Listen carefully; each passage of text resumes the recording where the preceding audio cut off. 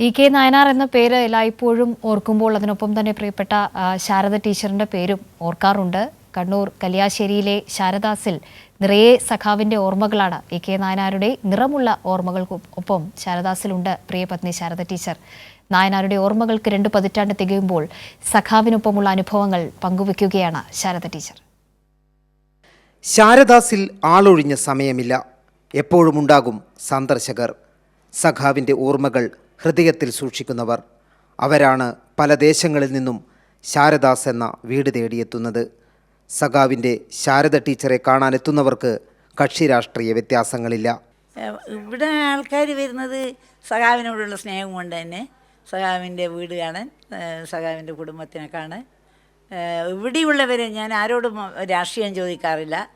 പല സ്ഥലത്തു നിന്ന് വരുന്ന ആൾക്കാരും വരും. അതിൽ രാഷ്ട്രീയമില്ല, ഒരു രാഷ്ട്രീയമില്ല. ഞാൻ രാഷ്ട്രീയം സംസാരിക്കാനല്ല, അവരെന്നെ കാണാൻ വരുന്നു. ആ സ്നേഹം കൊണ്ട്, സഖാവിനോടുള്ള സ്നേഹം കൊണ്ട്.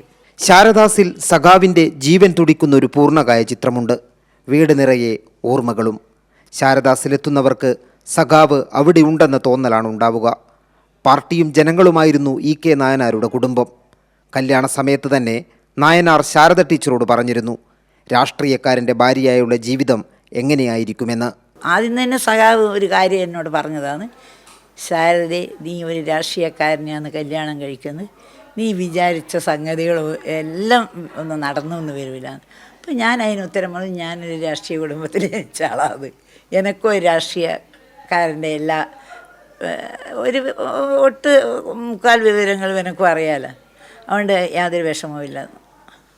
സഖാവിൻ്റെ ഓർമ്മകൾക്ക് 2 പതിറ്റാണ്ട് തികയുമ്പോൾ 1 നൂറ്റാണ്ടുകാലം പറഞ്ഞാലും തീരാത്തത്ര അനുഭവങ്ങളുണ്ട് ശാരദ ടീച്ചറുടെ മനസ്സിൽ.